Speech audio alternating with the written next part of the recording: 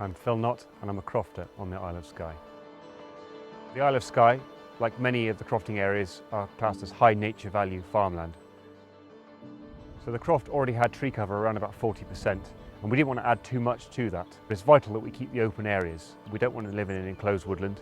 We want it to be a biodiverse space, but primarily a productive space where soil health is increasing year on year, biodiversity is increasing year on year, yet we're still producing food. That's vital to us and our journey here.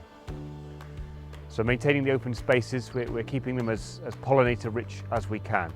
And that's taking on essentially a hay meadow style journey really of increasing the floral diversity in the summer by letting everything grow and then having a cut and remove system later on in the autumn and winter. With that, lots of disturbance, lots of plants and species that haven't been seen for quite a long period of time have been coming up. The seed bank here must be incredibly strong. And in a few short years of management, we're seeing a great array of flowers that are hard to find in this area, including many species of orchid. So central to our plans for nature-friendly farming here are the trees. The tree cover provides excellent shelter as well as excellent biodiversity boosts, and they're fantastic for building soil health as well. The leaf litter and the roots of the plants really help to open up the difficult soil here and really do help cycle the nutrients through. These trees also bring extra benefits for biodiversity. All of the cover we have here, fantastic for bugs and beasties, particularly caterpillars, and that in turn feeds a whole range of life, particularly birds. And the bird life here is just incredible. We have a great range of nesting bird species, and the dawn chorus right through from February right through the summer is incredibly strong. We have a great wealth of bird species, vast numbers of willow warblers, blackcaps, meadow pipits, grasshopper warbler, sedge warbler, cuckoo, stonechat, windchat. We even have nesting snipe. Even though we're a wooded croft, we still have snipe nesting in the wet open areas. And we have a range of owls and raptors that hunt regularly through the large number of voles, lizards and amphibians and things that we have here. So at first glance across the croft, you'll see that many corners would be relatively untouched. So lots of the woodland we will keep quite low and quite short, and we will either coppice or pollard that for wood products, for firewood, for quality wood, for charcoal, for wood chip mulch, to keep the nutrients cycling through and to keep it nice and light and open. We want this to be a productive space. This will have wildlife benefits if done consistently over time, and we hope to be able to continue this for the next generation as well. So although we have existing woodland on the croft, we still wanted to add more shelter. There were certain areas where the wind was still rattling through, and we were keen to close them off a little bit, just to raise the wind up a little bit to take some of the edge off for growing purposes and for future stock as well. So for this we've got hedgerows in, and these are planted quite densely with a nice mix of blackthorn, hawthorn, holly, elder, and some native trees mixed in as well. And this will form a nice, dense, stock-proof fence. So across the croft we've dug many ponds.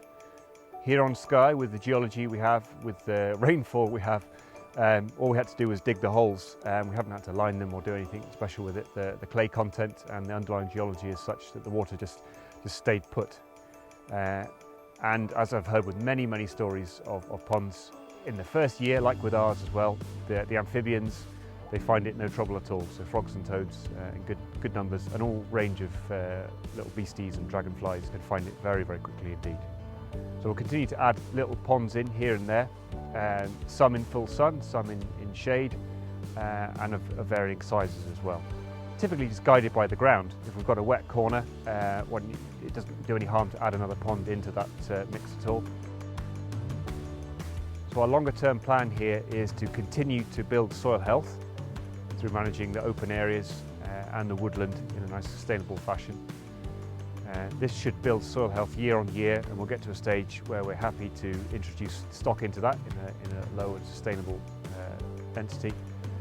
And a lot of the nutrients we can concentrate onto our horticultural side of things for growing fruit and veg. The fruit growing here is relatively experimentary. There aren't many folk growing fruit trees and fruit bushes on the Isle of Skye, principally because it isn't sheltered enough.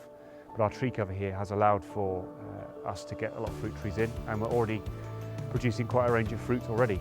Apples, pears, cherries, plums, medlars, currants, berries, a range of things in just a short space of time. We're planning to add many more into this mix in the next few years. So our longer term plan is to resume grazing on the Croft here, and many folk will look at the Croft and see it as good grazing ground being wasted, but we disagree with that. Our plan is entirely to increase the diversity of plants we have here, increase the shelter, increase the cover, and when stock are reintroduced into the situation, they'll be in a much healthier environment with a greater range of natural herbs to graze from and trees and shrubs to browse from. So with our Croft here, nature-friendly farming is a journey. We're on a very long-term plan of rebuilding soil health here, making sure this is a very productive space, and getting to a high level of biodiversity.